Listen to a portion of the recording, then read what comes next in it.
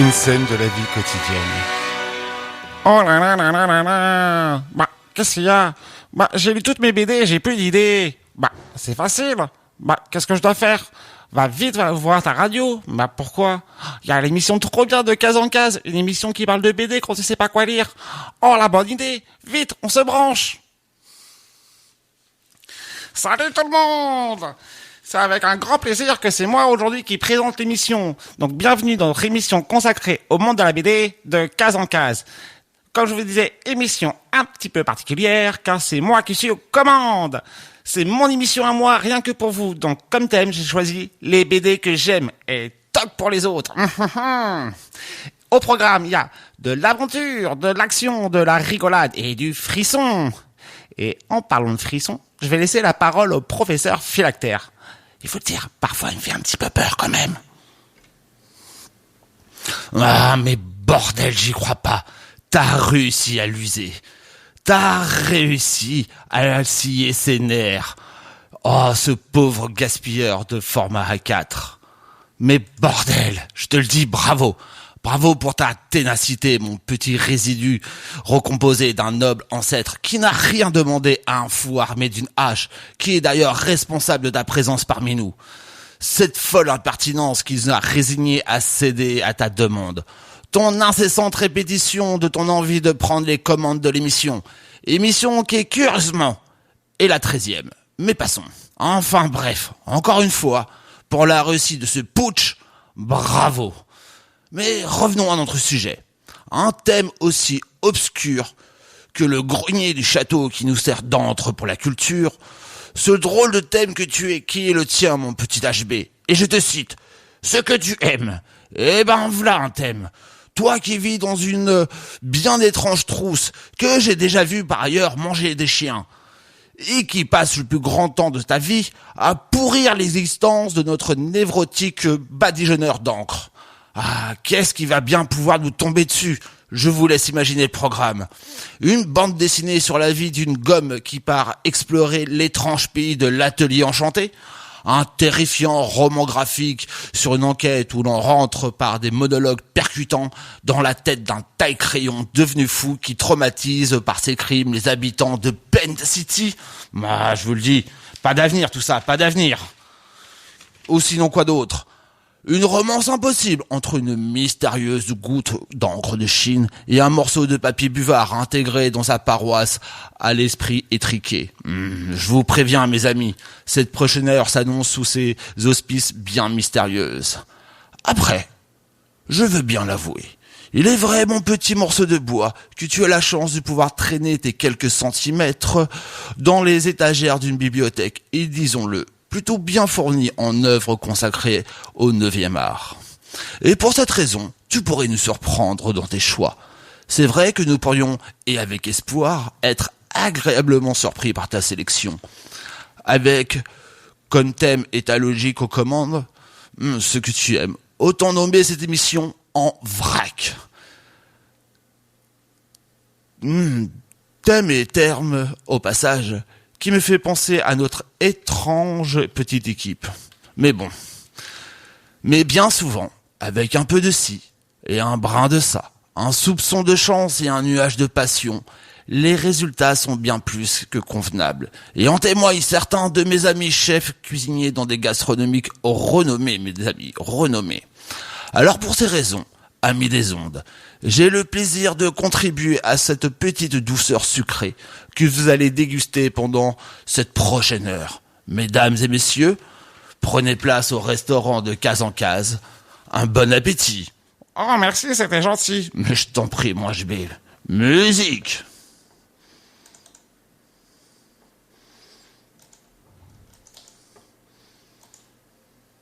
Émission de Case en Case. Alors, c'est parti. Mon premier choix pour les BD que j'aime, c'est L'Étoile du Chagrin. L'auteur et le dessinateur est Casimir Stretepek. Ça a été édité chez Ça et Là en 2008. Il y a eu 3 tomes entre 2008 et 2009. Alors, qu'est-ce qui vous attend dans cette petite BD? Je prends mes notes. Alors, en résumé, qu'est-ce que je peux vous dire?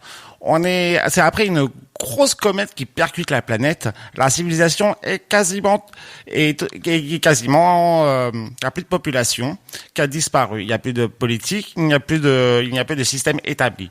C'est dans ce monde post-apocalyptique, plongé dans une guerre de clans, que nous allons suivre deux groupes. D'un côté, on a un drôle de trio, parti à la recherche d'un être aimé, et de l'autre, un amnésique super balèze en errance dans ces dangereuses contrées désertiques. C'est ça qu'on va suivre lors de l'étoile du chagrin. Au niveau des personnages, on a l'amnésique du coup, c'est un homme qui n'a pas de nom, qui se balade avec 2 paires de ciseaux. C'est un guerrier redoutable, il est un petit peu fou et il est très courageux. Il erre sans réel but, mais va vite attirer l'attention des mauvaises personnes. Pour notre trio, il y a d'un côté Clavier, il est courageux, il est mélancolique, c'est un petit bonhomme qui part sur les routes retrouver sa bien-aimée Lucia, disparue étrangement. Sur la route, il va rencontrer Wilms, c'est son compagnon de route du coup. Il est un petit peu râleur, mais de bonne composition. Wilms va être un ami fidèle. Et donc, comme je vous disais, il va le rencontrer sur les routes, ils se décident ensemble que c'est plus facile de survivre en groupe que tout seul. Avec Clavier, il se balade avec une sorte de familier qu'on va appeler Futch. Alors, Futch, c'est une sorte d'esprit qui ressemble à un petit fantôme. Il est drôle, il est râleur, il est de mauvaise foi, mais il est malin comme tout et très pragmatique. Futch fait partie d'une drôle d'espèce qui se nourrit des rêves des autres. Pour ça, il lui suffit de se glisser dans la bouche de ses compagnons pendant leur sommeil.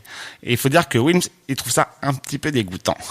Avec ça, on rajoute des bandits de grand chemin, d'étranges voyageurs, un chef de gang mystérieux, avec des mystérieux plans, une bande de tueurs, une étrange guerrière qui prononce jamais un mot, et bien d'autres éléments encore. Des races d'oiseaux géantes, des gros monstres et des gros cafards désertiques. C'est plein de choses qui vous attendent dedans.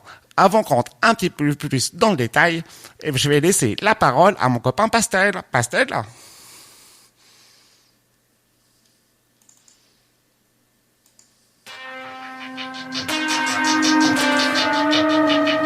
Ambiance.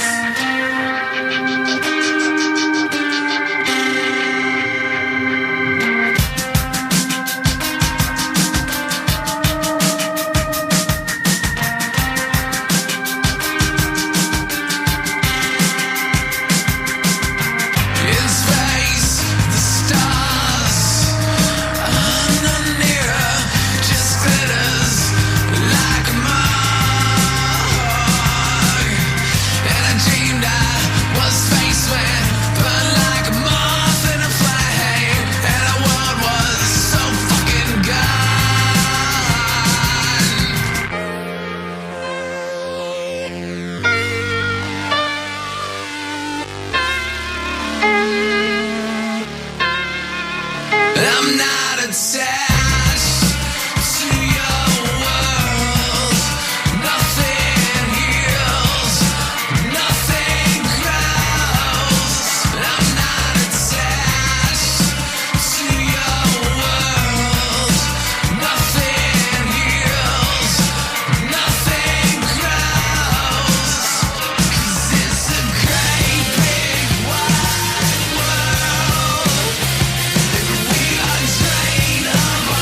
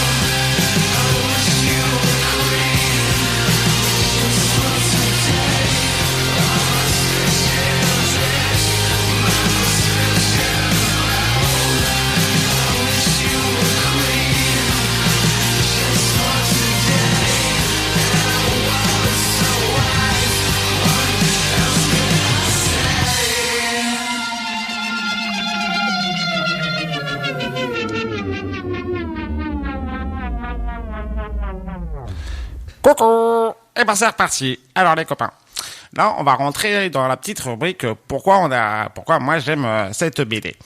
Alors c'est simple, moi j'aime BD parce que cette BD elle est trop top. Mais ça va pas suffire, je crois. Alors comme je sais pas trop comment expliquer que elle est trop bien cette BD là, je vais laisser la parole à You qui va pouvoir un petit peu mieux l'expliquer. Yo, c'est à toi la parole. Eh ben merci.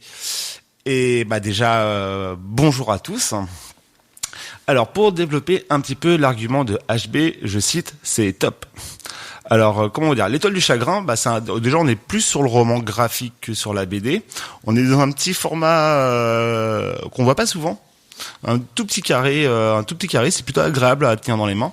Mais au-delà de l'objet, donc c'est réalisé entièrement à l'encre de Chine, donc ce qui rend un trait assez singulier.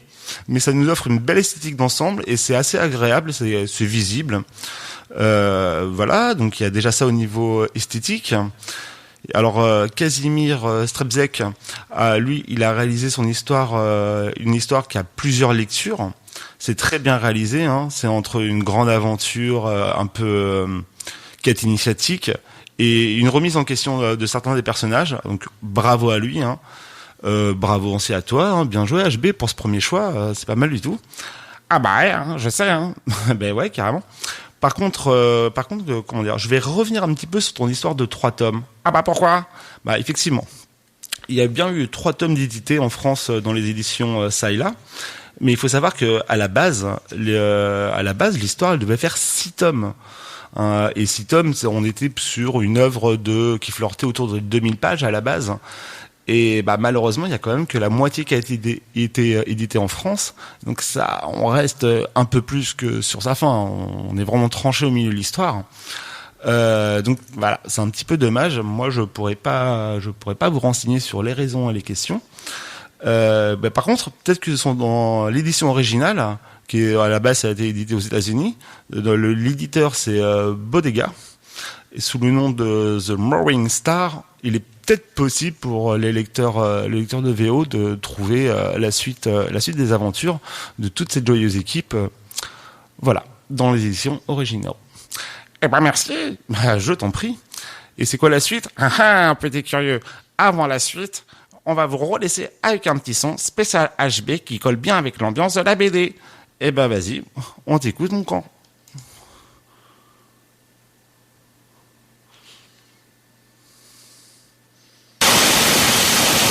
Thank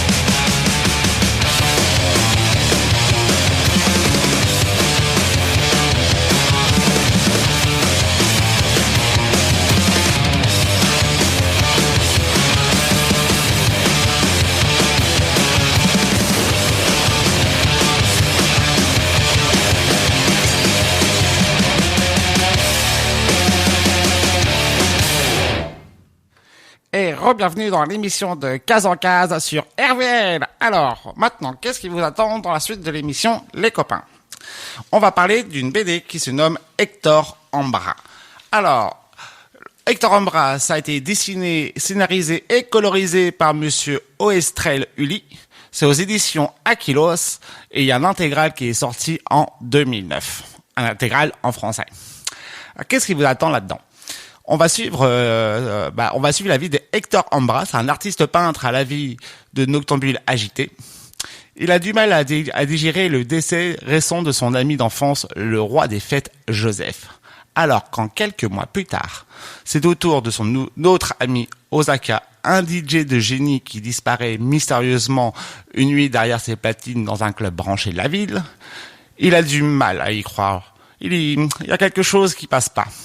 Donc Hector va se lancer à la recherche de son pote. Il va tomber dans une bien étrange histoire qui dépasse de loin tout ce qu'il aurait pu imaginer. Au niveau des personnages, donc du coup, pas de surprise, nous avons notre protagoniste, Hector Ambra, un peintre à moitié dépressif, aux amours compliqués, aux amitiés volées et à l'enfance traumatisée. Autant dire, artiste maudit. Il sombre dans l'alcool et dans d'épaisses fumées. Il est courageux et déterminé. C'est sans jamais hésiter qu'il va tranquillement sombrer il va sombrer dans un drôle de monde, toujours en quête de vérité. Joseph, il y a également comme personne Joseph, l'ami qui a brûlé trop vite sa vie, une sorte de comète. Il était de toutes les fêtes et de tous les excès. Il restera même à travers la mort le meilleur ami d'Hector. Gardant toujours un œil sur ses potes, grâce à un étrange programme télé regardé dans un bar pour morts. Nous avons également Osaka, un DJ fou et génial, personnage réservé et timide, qui sait s'exprimer que par le biais de sa musique. Plus en phase avec les sons qu'avec les gens, son étrange disparition va être le début de cette enquête bien bizarre. Et le quatrième pote de cette bande, c'est František, autant dire Frankie.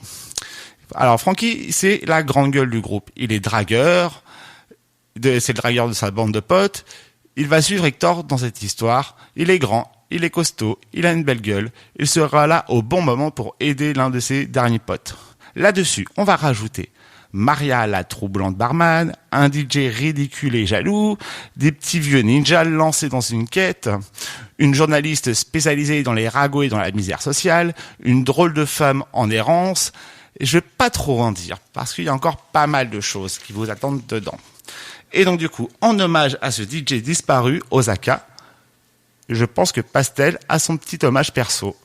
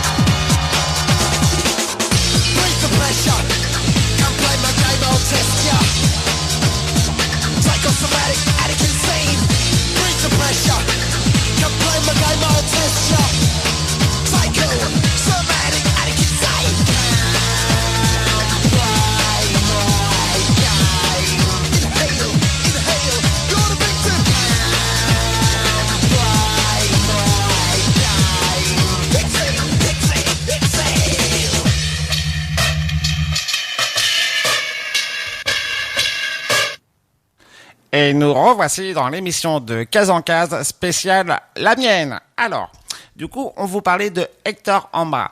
Alors moi, je vais vous dire pourquoi j'aime. C'est trop top. Il y a plein de choses dedans. Ça part dans tous les sens. Il y a tout ce que j'aime. Et c'est tout ce que j'aime. Mais je pense qu'on va en rajouter un petit chouïa. Donc je vais relaisser la parole à mon petit collègue. Bah merci, mon petit collègue. Donc effectivement, Hector Ambra, il y a excuse-moi, il y a pas mal de choses à dire là-dessus. Donc on est sur un intégral de 216 pages, un truc comme ça. Donc c'est une BD aux multiples influences. C'est un scénario qui flirte entre le polar, la SF. Il y a une petite dose de fantastique aussi. J'avoue, dit comme ça, on pourrait croire que l'artiste savait pas trop où aller, mais non. L'histoire est bien tenue du début à la fin. C'est un joli travail scénaristique. C'est accompagné d'un trait semi-réaliste qui marche très bien avec une telle histoire, qui flirte justement avec le réaliste. Il y a un très joli travail de la couleur avec des aplats qui sont très bien maîtrisés. Là-dessus, il n'y a pas de problème.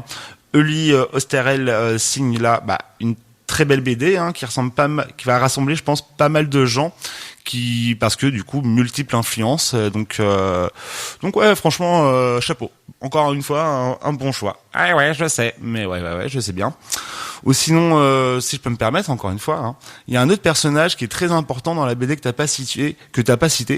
C'est Munich, la ville. Voilà, l'auteur est allemand. Et donc il rend un hommage à Munich. Voilà. Ou d'ailleurs, le premier tome de cette série a été édité en Allemagne aux éditions 52 du coup.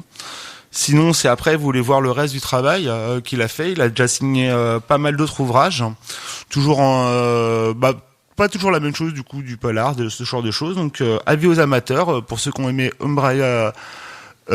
Hector Ambra, je vous invite à aller voir le reste du travail et voilà.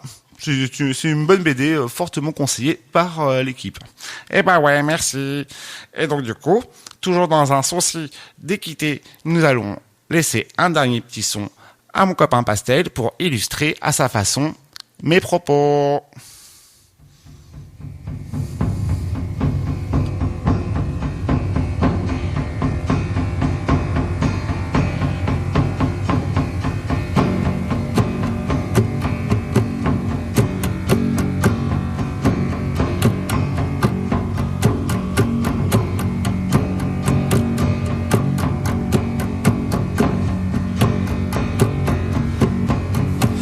Controlling my feelings for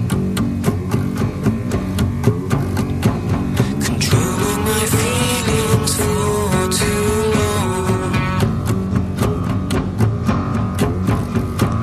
Controlling my feelings for too long. Controlling my feelings for too long. Forcing our darkest souls to unfold, and forcing our darkest souls to unfold, and pushing us into self-destruction, pushing us into self-destruction. And they make me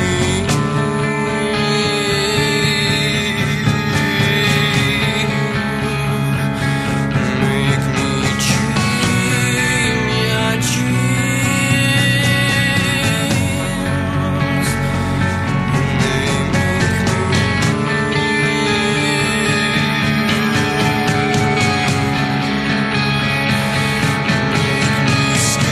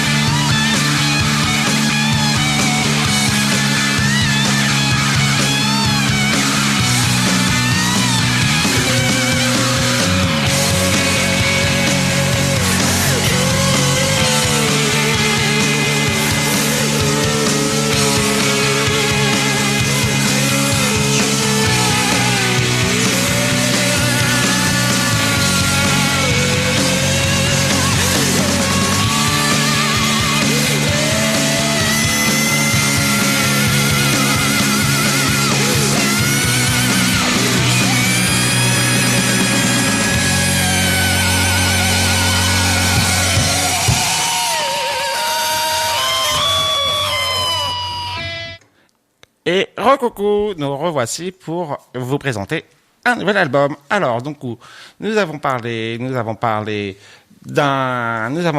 quoi donc déjà? HB. Oui, c'était pour voir si tu suivais. Bon, donc ensuite, après Hector Ambra et l'Étoile des Chagrins, nous allons vous présenter l'étoffe des légendes. Alors, l'étoffe des légendes, comme auteur, nous avons Mike Rich et Brian Smith. Au niveau du dessin, nous avons Charles Paul Wilson 3. Et aux couleurs, nous avons un très joli travail de John Crookling et de Michael DeVito. Ça a été édité chez Soleil, le tome 1 en 2011, le 2 en 2012 et le 3 en 2013. Ça a été très très vite édité. Qu'est-ce qui vous attend là-dedans? Imaginez que les jouets dans vos chambres vivent secrètement quand personne ne les voit. Que le monstre dans le placard attend sagement son heure. C'est dans un Brooklyn des années 40 qu'un enfant va se faire enlever par le croque-mitaine pour l'emmener dans son royaume, l'obscur. De là, un groupe de jouets va courageusement à la recherche de leur enfant, qu'ils nomment le garçon. Traversant le passage qui sépare les deux mondes, ils vont partir pour une grande aventure. Comme personnage, alors il y a pas mal de personnages. Pour commencer, on va parler de ce petit groupe de courageux jouets. On a à la tête de ce groupe le colonel. C'est un petit soldat en plastique qui est plein de courage. Il est le chef du groupe, d'un charisme naturel et d'une vaillance sans faille. Il est suivi par Harmony. Harmony, c'est la danseuse qu'on trouve dans les boîtes à musique.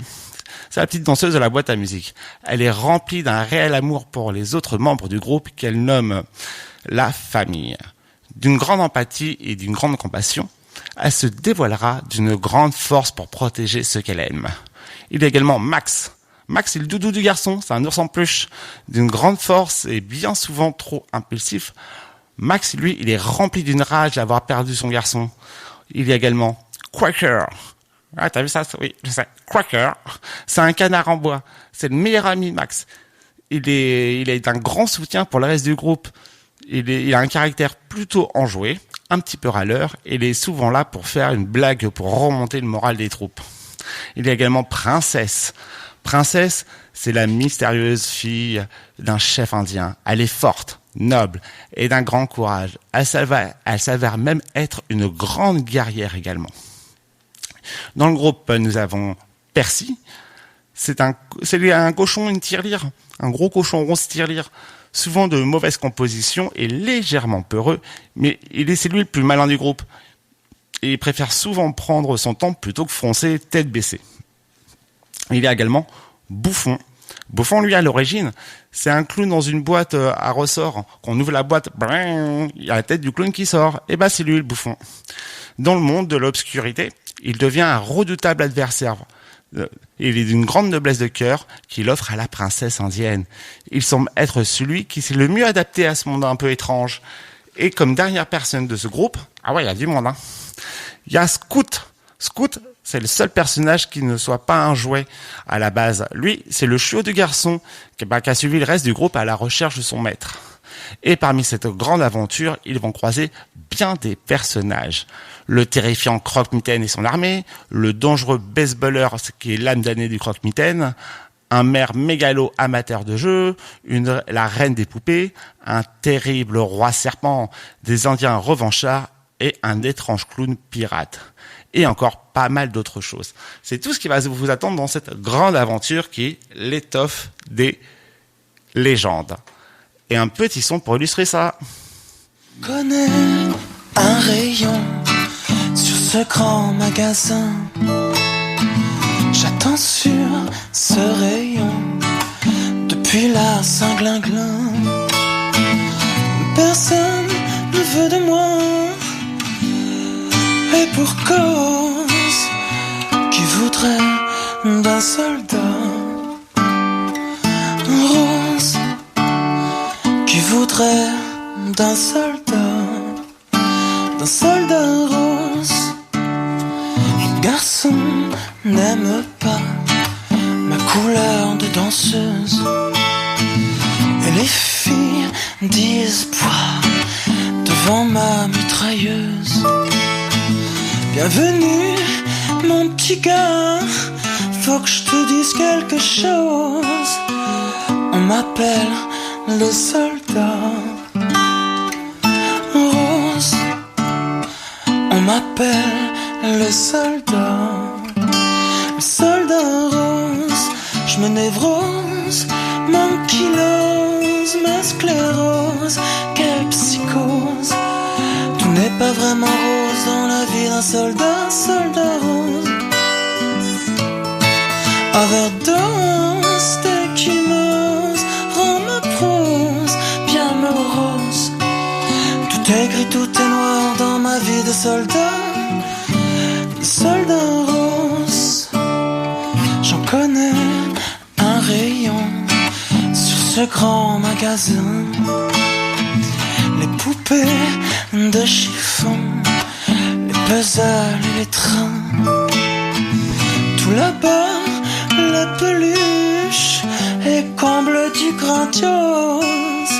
Un flamand comme moi, rose. Un flamand comme moi, un flamand rose. Je me névrose, m'ankylose, ma sclérose. Quelle psychose. Tout n'est pas vraiment rose dans la vie d'un soldat rose. Overdose d'échymose rend ma prose bien morose. Tout est gris, tout est noir dans ma vie de soldat rose.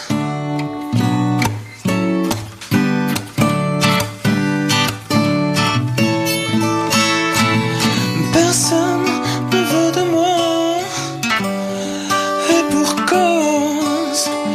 Qui voudrait d'un soldat rose? Qui voudrait d'un soldat, un soldat rose?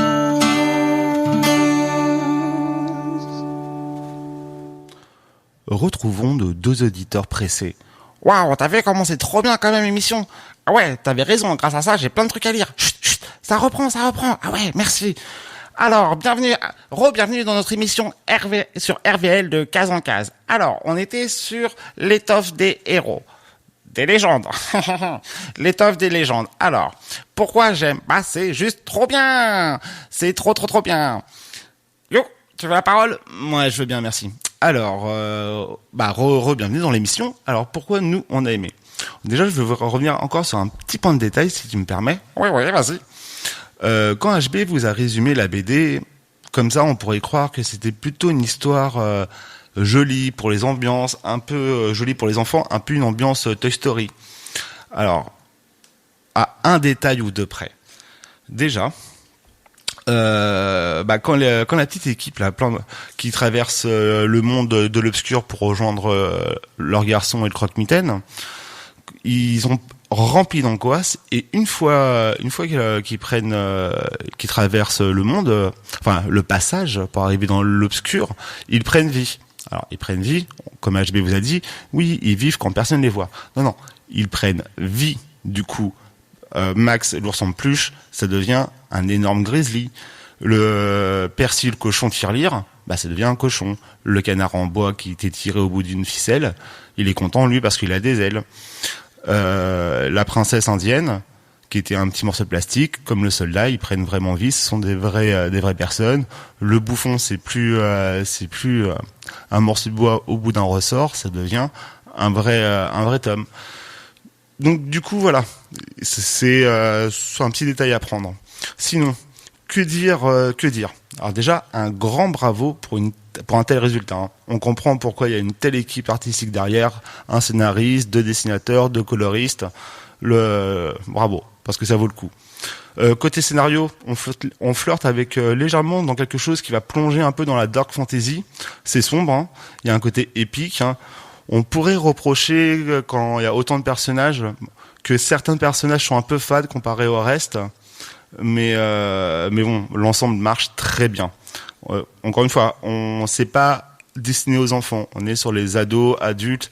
C'est, il y a tout de suite du drame, tout de suite de la trahison, ce genre de choses dans les premières pages. On rentre tout de suite dans quelque chose d'un peu angoissant. Donc voilà, ça c'était un peu pour enrouler le côté scénar. Pour le dessin, bravo, hein, c'est vraiment bien léché. Tout est un rendu à la mine de plomb, avec un peu des effets pastel gras, de blanc, de gris. C'est un très joli travail et un énorme travail sur la couleur. Ils ont utilisé une palette de sépia qui a été exploitée de façon magistrale. C'est une très belle réalisation graphique. Donc en gros, du coup, comme je disais, très belle réalisation visuelle, hein, pour un scénario qui est bien mené. Alors encore une fois, dans les petits plus, qu'est-ce que je pourrais vous dire ? Malheureusement, c'est un petit peu comme L'étoile du chagrin. C'est une série qui n'a pas été finie. Il y a eu 3 tomes de sortie, effectivement. Le tome 4 n'est jamais arrivé. Donc voilà, aujourd'hui, il n'y a pas de nouvelles. On pourrait estimer que c'est plus ou moins abandonné. Bon, c'est un peu dommage, mais en tout cas, ça reste un très joli, une très jolie BD, un très beau choix, HB, bravo. Ouais, je sais. Donc voilà ce que j'avais à vous dire sur l'étoffe des légendes. Et du coup, suite à ça, je sais que on a un autre qui a des choses à dire.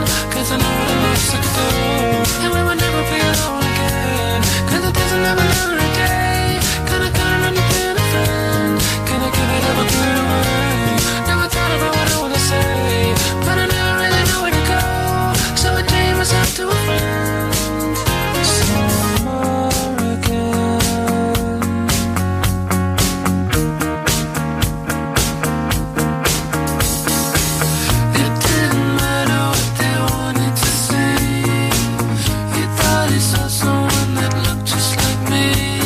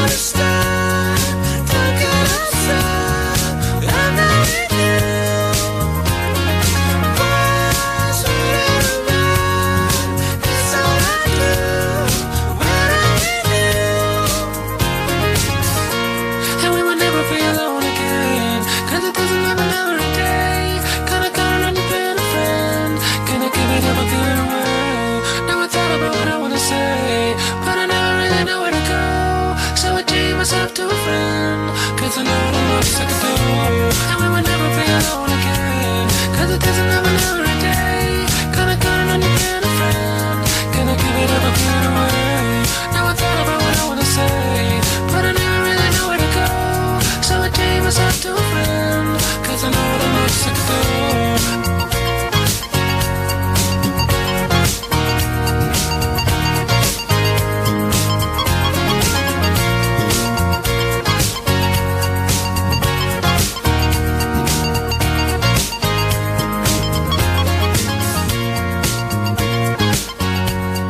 Et nous revoici pour la suite de notre émission consacrée au monde de la BD de case en case. Alors, et la dernière BD que je vais vous présenter est Psycho Paris. L'auteur est Tristan Rouleau, le dessinateur Corentin Martinage, et aux couleurs nous avons Joël Le Moal, assisté de Julie Poupard. C'est les éditions Soleil également qui fait ça. Le tome 1 est sorti en 2011. Wow, ça nous rajeunit pas. Alors, qu'est-ce qui vous attend là-dedans? Alors, on est dans un monde où il n'y a pas de voiture, il n'y a pas d'arme à feu, il n'y a aucune police reconnue, et tout le monde porte une arme blanche et peuvent s'en servir pour rendre la justice, un peu comme dans les westerns. Et ça se passe en Paris aujourd'hui. Et dans ce Paris d'aujourd'hui, nous allons suivre deux jeunes losers qui vont malheureusement squatter le mauvais endroit pour une fête un peu sauvage. D'un autre côté, on va suivre un dandy qui est maître d'armes, et également collectionneur et assassin à ses heures perdues. Un ancien champion d'arène à la dérive, des politiciens véreux, un géant avec un cône de chantier sur la tête, des yakuza, des gangsters à gogo. Et on va également croiser la route de Mémé, une vieille dame qui tient la ville entre ses griffes. Tout va bien pour elle dans le meilleur des mondes, jusqu'à un retour de vacances. Quand elle ouvre la porte de son appartement, il y a des cadavres de bière, de pizza et autres déchets d'une fête dans son appartement. Et pire que tout, il y a également la disparition de son précieux carnet bleu. Et de là, une course folle dans la ville éclate. À qui pourra récupérer le premier ce précieux carnet bleu? Au niveau des personnages, alors, on a quoi? On va d'abord commencer par nos deux jeunes étudiants à la fac au maintien des armes blanches. D'un côté, il y a Sid, qui est une sorte de grande gueule sans gêne. Il est profiteur et un peu roublard sur les bords. Voilà, et malheureusement, il est pris dans cette folle histoire et il devra affronter bien des dangers pour aller au bout. Donc, avec Sid, il y a Nathan. Il est plus discret que lui. Il est calme, il est belle gueule. Il est moins m'as-tu vu que son ami. La preuve, lui, il a une copine. Et comme son ami, il va plonger dans un tas de problèmes qui vont vite les dépasser. On va également suivre Amjad, c'est l'ancien gladiateur qui cumule des dettes aux mauvaises personnes, et il fait ça pour pas retomber dans des magouilles et des plans foireux, histoire de fonder une famille. Et il y a également Mémé, une vieille dame qui tient du coup la ville. Tout le monde lui doit quelque chose. Elle prend toujours bien soin de marquer afin de ne rien oublier dans son petit carnet bleu. Elle est chef d'une puissante organisation criminelle qui fait même peur aux yakuza. À côté de Mémé, il y a Marcus, son homme de main. Il est fidèle, il est dangereux, et c'est une sorte d'armoire à glace sans pitié ni scrupule. Et bien sûr, le prospecteur, un tueur à gages vivant dans les égouts. C'est un géant en salopette c'est lui qui porte le cône de chantier sur la tête. Il se bat avec une pelle. Et il inspire la peur à tout le monde, même le dangereux Marcus. C'est ce qui vous attend dans cette BD un petit peu délire qui est Psycho Paris. Donc, pour la suite, voilà ce qui vous attend.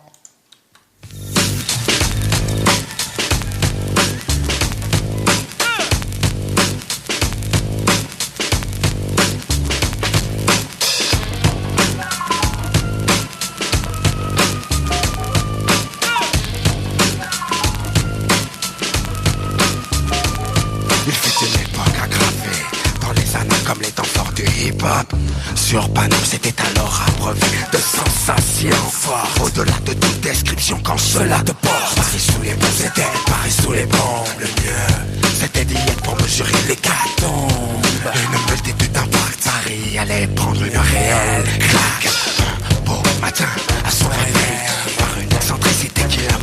avec l'épopée graffiti qui imposait son règne. Paris était recouvert avant qu'on ne comprenne.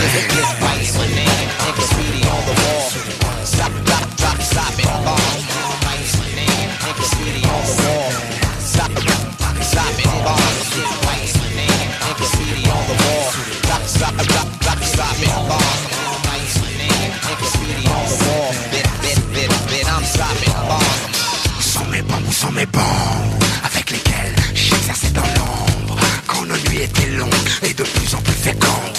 Ouais, on était stimulés par la pénombre. Prêts pour lâcher les bombes. Oui, prêts pour la couleur en trombe. Certains étaient là pour exprimer un cri, d'autres comme moi juste par appétit. Tout fondé. Chaque soir, pareil nous était livrés sans condition. C'était à prendre ou à laisser. Quel gamin à l'âge que j'avais qui n'aurait pas envié l'étendue que couvrait nos aires du jeu à l'époque, quand il fallait qu'on se frotte aussi avec les keufs. Ça c'est notre histoire en bloc. Je crois pouvoir dire qu'on a œuvré pour le hip-hop. Désolé si de nos jours y'en a encore que cela chante.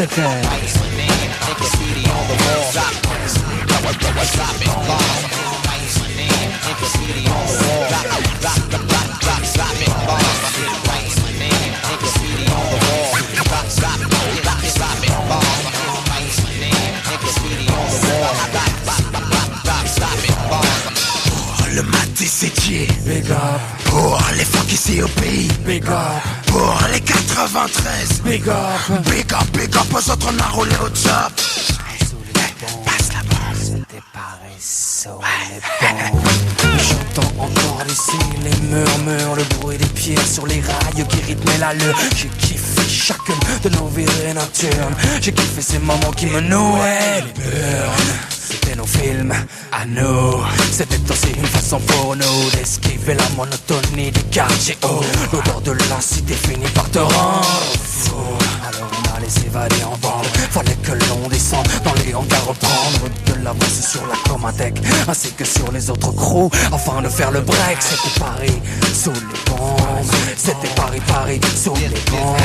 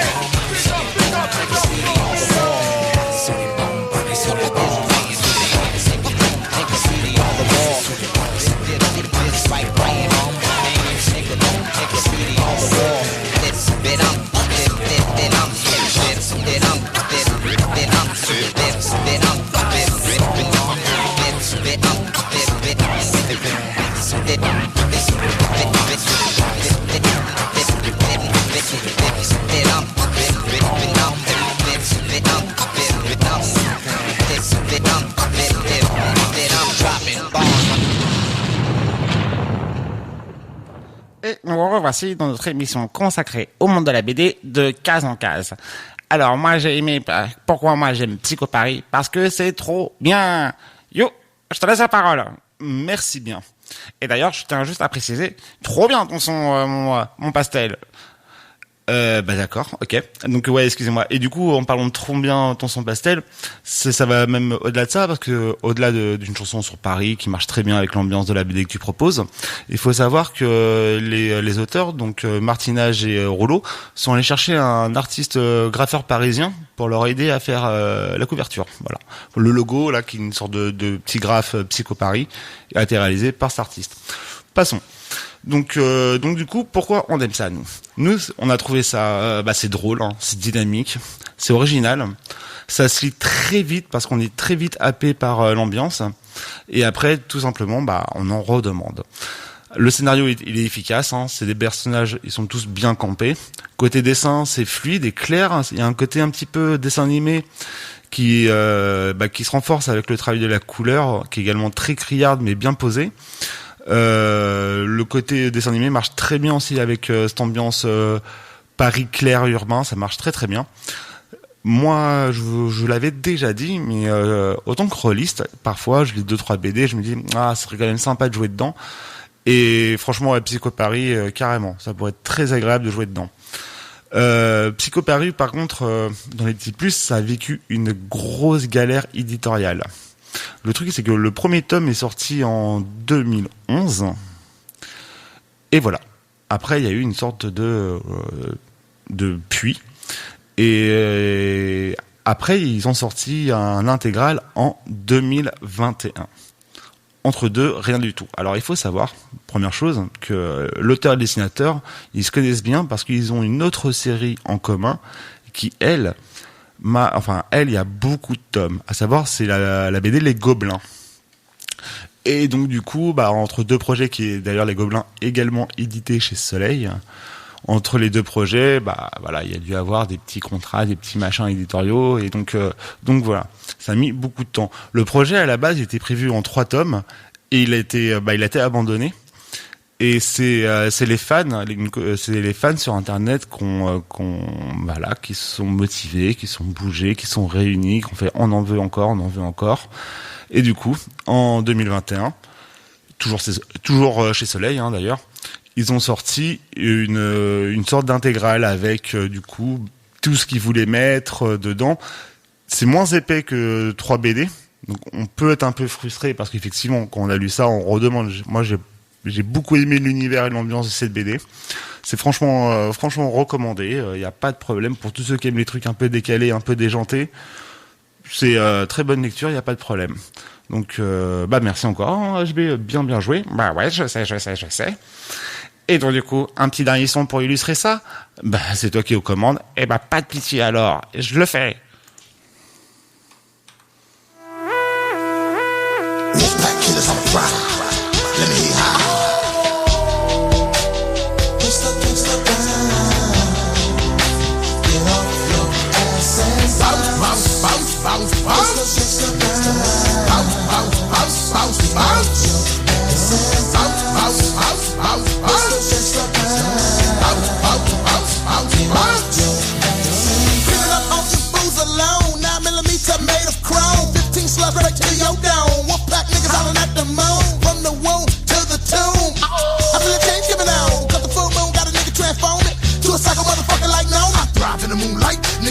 Sunlight, niggas only at night. I feel the full moon rising, metamorphosizing into something you despising. Symbolizing thug niggas on the rise, make you realize true life, do or die. Feel it high, smoke a bud in the club with thugs. Disappear in the mist with a mud, nigga wood. Killer instinct in the blink of an eye. Nigga wonder why they had to die. Creeping up from the dirty south, nigga, what you talk about? Nigga better shut your mouth, nigga, just bounce. Bounce. Bounce.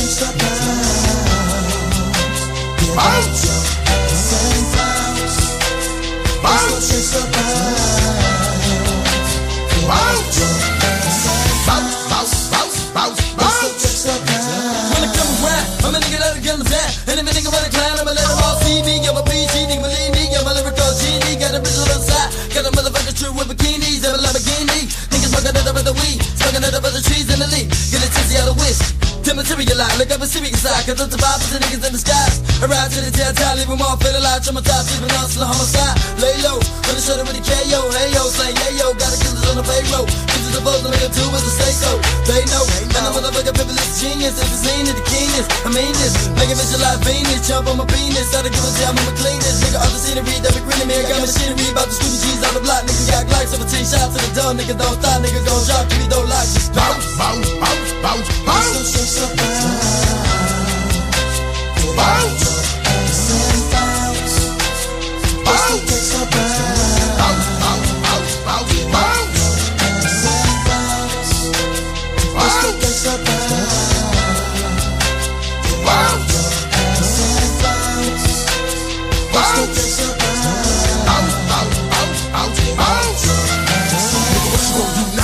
Gangsta nigga come for you now. Creeping up, sneaking up from the south side. You can run, motherfucker, but you can't hide. I'm in smoke in your head.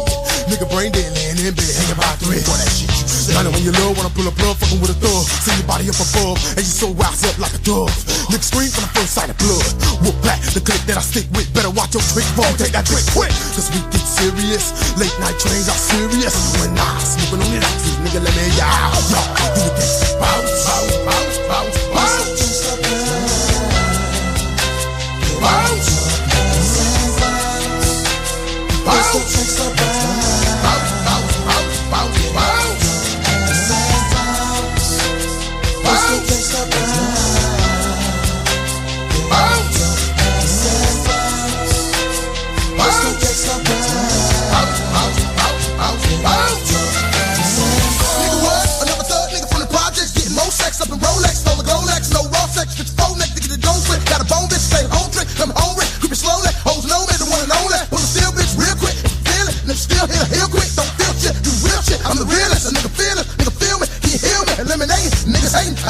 A main nigga cause I made it. And when I die, make sure I'm cremated. Fuck nigga lie. Coming to a bitter end, count to 10. Now I say outlaw, give a little friend. Once again, a nigga lay cold, cause he ain't no piece fake cold. Fucking with my pesos, cause they know. I'm a thug nigga to the fullest. Only killer with silver bullets. Walk back, creeping up in such a rain. Bring the pain to your brain, nigga maintain.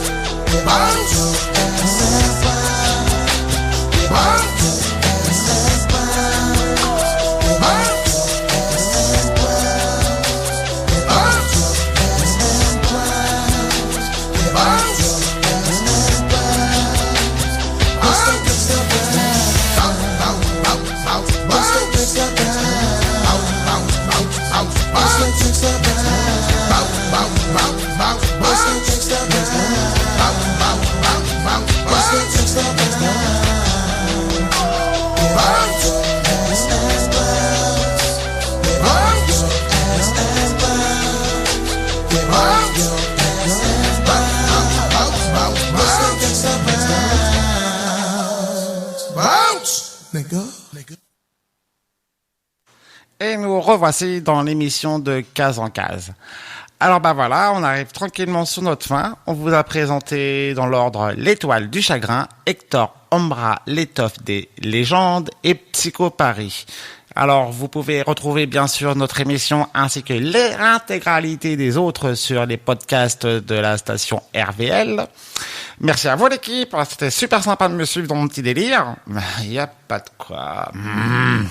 Ouais, je sais.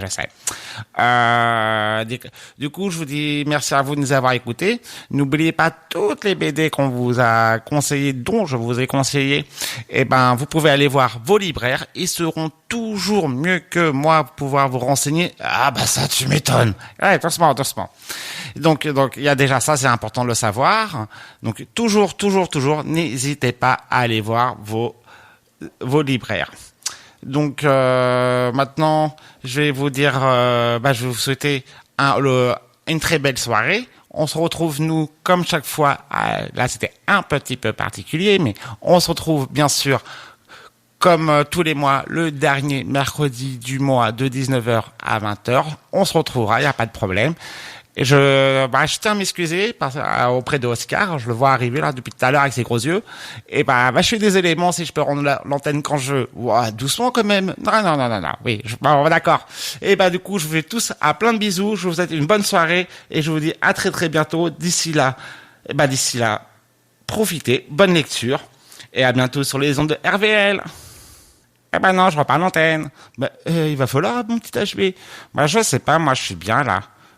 Ouais, mais c'est plus le moment, mon gars. Bon, d'accord, alors je rends l'antenne. Allez, bonne soirée à tous. Je vous aime.